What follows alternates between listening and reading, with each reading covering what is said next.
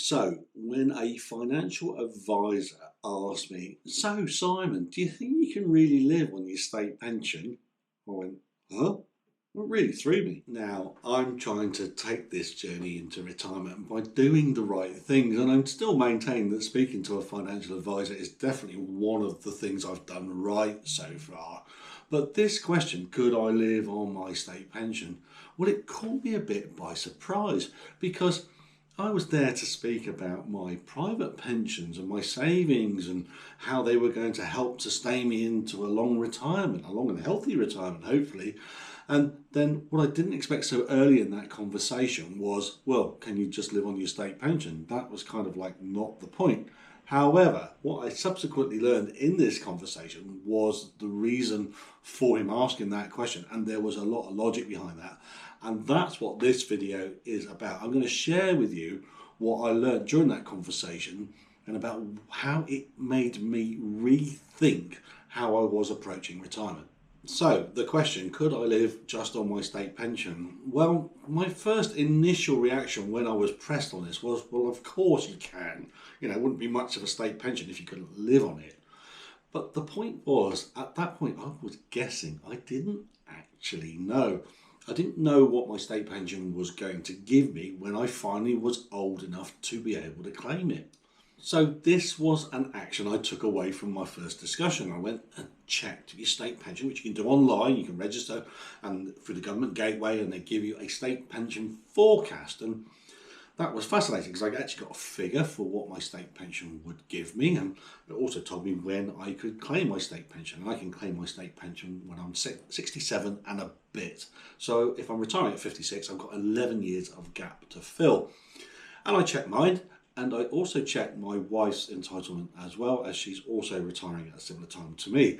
And that was interesting because what we discovered was that for my wife's state pension, then she thought she'd made all of her contributions, her national insurance contributions, through her working career because she's worked all her career apart from when she took maternity leave. And what we discovered all those years ago is that one of her former employers hadn't processed her national insurance contributions for the maternity pay period properly, and there was a shortfall in her national insurance contributions. Now, we didn't know about that until we checked it. And I'm so glad that we did check it, because what it has meant is that we were able to address that in the years leading up to our retirement. And we were able to contact the State Pension Service and make additional contributions to make up the shortfall so that she would get a full state pension when she retired. But if we'd have got there, and we'd have been a bit miffed, to be honest, because we were under the impression that she'd paid all the stamp and paid all her national insurance contributions. And although the gap was only small, and it was only a small gap, there was a gap. So it's definitely worth doing that. And if you've not done that, then please do that and do check your state pension forecast. So one of the things this now means is that my private pensions and my savings and everything else like that, well, they've definitely got to fill 100% of the spending needs between when I retire at 56 and when I can claim my state pension at 67 a bit. And knowing that, that helps us do that sort of financial planning and that financial modelling. And discovering all of this, of course, led to other questions, and really, really pertinent ones, like actually how much per month do I actually need to find? And how much of that spending have I got to cover from my private pension and my savings? Will the state pension cover all of my monthly costs when I'm able to draw on it? That's actually quite an important question. And what happens to this situation if either myself or my spouse die before we're able to claim our state pension? These were things that I hadn't really given a lot of thought about, but this conversation with the financial advisor definitely initiated. So what about me and my situation and my circumstances? Well, I guess the next obvious thing to do, and this is what I did, was to go through with my financial advisor what my predicted monthly budget would be when I retire. So let's have a quick look at a summary of that now. So what I did was I went through all of my spending and identified what I was actually spending money on. I was pretty meticulous going through my bank statements and pulling that monthly spending pattern together. And, some of this is going to carry on into retirement, of course. So let's go through what my predicted spends are when I'm in retirement. Now, the first thing to cover off is those utility bills, the gas, the electric, the water, the broadband, the mobile phone bills. And what I'm predicting is, if I carry on as I am now, is, living here and still doing the same things, using the same amount of electricity and gas and all of that, I'm allowing £400 a month for that spend. So in addition to the utilities, there are costs of having a home, council tax, home insurance, TV licence, for example. And in my retirement budget, those things I'm allowing for £302.70 for that. Next, car costs. Now, luckily at the minute, I benefit from a company car. Obviously, I won't have that when I retire, and I'm not looking to get a second car. Quite happy to exist as a one-car household with using my wife's car as the main vehicle. But there are costs associated with that. There is car insurance costs, there are car breakdown like AA, car tax of course, and car maintenance and MOT costs. Now when I added up what I spent through the year, I was able to convert that into a monthly spend, and I've allowed £125 a month for that car spend over the year. So obviously it will come at different times. Some months will be more costly than other, but when you average it out as a monthly cost over the year, £125 a month should cover all of that: car insurance, car servicing, car MOT, breakdown, all that stuff.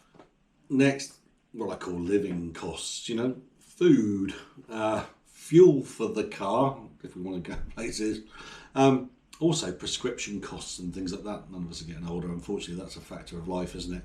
I've allowed £535 a month for those costs. So that's, at least £100 a week on food. That's all in, including, extra bits and bobs, and prescriptions and some fuel for the car as well. I'm not expecting to do as much driving in retirement as I do at the minute, although a lot of those fuel costs and things go via the company car for me at the minute. But we'll be down to the one car, as previously discussed, and hopefully the costs will come down. Now, what I call comfort costs. These are some of those luxuries that we like, and that's a Spotify subscription. I do love my music. One streaming service that caused a bit of contention in the house. Netflix, Amazon Prime, Paramount. Which do we have? Do we really need them all? Well, we come to the agreement that we'll just limit ourselves to one. So there's a streaming service built in. iCloud storage. We all have iPhones in the family. iCloud storage for the family. There's a family subscription for that, so that needs to be factored in. I've also, in this kind of comfort cost, put in some hobbies as well. So costs for running my little mopeds and some chicken feed and things like that for my wife's hens and all of that. So I've allowed £95 a month for all of those things to make sure that we can cover those expenses. And lastly, what I'm calling pocket money. That's pocket money for myself and my wife. And that's to cover things like meals out if we want to go out for a meal out, getting her hair done. I don't have that problem, but my wife still likes to get her hair done. And gifts, of course, birthdays and things like that. Just like a coffee occasionally, and maybe car parking and stuff like that. And between the two of us, I've worked on the basis of £200 a month each, so that's £400 in total for us to cover those kind of items. And when you tot all of that up, it's actually, since I did my last video, it's just notched up about £50. It's around about £1,850, £1,860 a month. And that's covering all of those things. And to be honest, we could probably shave a little bit off that if we wanted to be, a bit more scrupulous on that. So £1,850 seems about what I'm predicting to spend in retirement.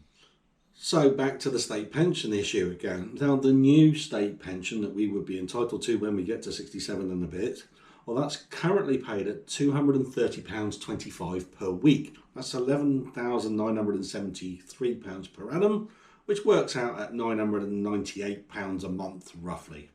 Now, my wife and I are both able to claim the full state pension. Now we've topped up her contributions. So when we get to state pension age, that should give us an income in today's money of roughly just under £2,000 a month, which ironically, if you've watched my previous video, was identified as kind of like that happiness sweet spot by the legal and general research. I noticed in the media this morning there was another article in one of the national newspapers, again ploughing this message that you need an income of £43,000 to £45,000 per annum to be happy in retirement. And again, that was based on those research that features on the websites like the Witch magazine and the pension advice sites that I discussed in my last video. And as I've seen from my last video, so many people responded, and thank you for that, saying actually, they agreed with the messaging in the video, saying actually they could live on a lot less than that. Not everybody, but the majority definitely could. So this is it. This is this discussion with my financial advisor, and basically what it's saying is, if we both live long enough to be able to draw our state pension, given what our predicted outgoings are, and that the state pension should rise at least in line with inflation as it currently does, that by the time we get to state pension age, if we're both still alive, there is enough coming in the state pension to cover all of our costs as they are currently predicted. And even if our costs rise a little bit, there is a little bit of flex in that, the state pension that we're both entitled to should cover what our current expected outgoings will be when we get there. I don't know, that was a bit of a revelation for me, because I'd gone there thinking, well, I've got to get my pension, pension's got to last till whether I'm 85 or whatever, this, that and the other. And then all of a sudden I'm realising that actually if we're both still alive, actually that state pension's really good. It actually could cover quite a lot, if not all of our costs. And that was really reassuring. But, and there is a big but, there's always a big but in this conversation, because what was then pointed out was that if either my wife or myself are not lucky enough to live, to state pension age, or even after, when one of us dies after we reach state pension age, then the state pension alone, the £973 a month, isn't going to cover our predicted outgoings and our expenses. And even when you strip our monthly budget back to those critical items, the utilities, the food, running a car, actually there isn't enough money in the state pension itself for one of us to live on our own solely on the state pension. And that's when the penny dropped. So the pension savings that we have not only need to bridge the gap between when we retire and when we get to state pension age, but they also need to provide a little bit of an insurance policy, if you like, a little bit of reassurance that actually those critical costs, those critical bills can be paid in full until the last one of us, the last one of us survives, all the way up until the last of us perishes. And that's going to help us now not only predict what our costs are into the future and make sure that they're index linked and they rise with inflation and everything else like that, but also making sure that any investments we have also keep track with that, so there's always enough to cover all the costs that we're likely to incur. And of course those costs and the amount that we draw off of our pension savings reduce significantly when we both get to state pension age, or if either of us gets to state pension age. So the amount that we're going to be drawing down to start with is significantly greater than when we get to state pension age, but we're still probably going to be able to need to draw on that, especially if one of us isn't lucky enough to live that long. And this is where the financial modelling by the financial advisors really come into their own, because their software is a lot more sophisticated than the software tools that you get online. And so, if for no other reason, do that, have the conversation. And I'm not a financial advisor or anything like that. I just basically, I was always quite sceptical about speaking to financial advisors, thinking, I can manage my own money, I've done it this long. But actually going through this exercise and just seeing how those models change in these different scenarios and stress testing your savings and your finances in this way is really illuminating, but also really reassuring as well. So if you've not done it yet, and put it in your plan, have that conversation. And I really just want to stress the importance of building up your confidence in being able to do this, because that was certainly the outcome for me. I've been saving and I'll count that into another videos about how I've managed to build up savings and pensions and lifestyle choices and things like that. But I'd done my best to build up a pension so that I could retire. And then when I got there, doing this modelling just gave me that confidence that actually there is enough, and knowing that the state pension is actually going to be a really big help if we both live long enough to get there is doubly reassuring. But even if one of us isn't lucky enough to live a particularly long life, actually there is still enough to carry us well into old age. And I can't really tell you, the kick you get from doing, actually, yeah, no, it is doable. I can do that. Tick, tick. And whilst all this stuff about one of us dying, and it's all quite gloomy, what actually is, it's actually really empowering as well doing this, because I can actually go forward now. I can retire, and I can go and do the stuff I want to do and use the time not working, but doing the stuff that my wife and I want to do. That's brilliant. So after the doom and gloom about all this discussion about what happens if one of you dies early and all that kind of stuff, I felt really good and really buoyant because, yay, we can retire. Tick, tick, tick. And then my financial advisor had one other killer question, and it was the question I hadn't expected in the slightest. And it is, I think, the elephant in the room when it comes to retirement. And I don't want to dwell on that now, but I will make it the subject of my next video. So thank you if you've got this far and you've listened to more of my silly ramblings as I go into retirement. This is for me. I literally just making this video diary to capture what I'm thinking and what I went through, and in the hope that it does help others too. And the feedback some of you have given me have certainly given me that confidence that I'm actually doing something that's helpful. So thank you for that. If you have found this helpful, let me know, drop me a comment, hit the like, do the YouTubey stuff. If you want to see what happens as I go towards retirement, and it's not long now, it's just a couple of months now, and then what happens to me after retirement, this financial modelling I've done, this predicted outgoings and expenditure every month, have I got that right? If you want to find out what happens to me, why not subscribe to the channel? I'll tell you what happens, and hopefully it helps. Thank you for watching.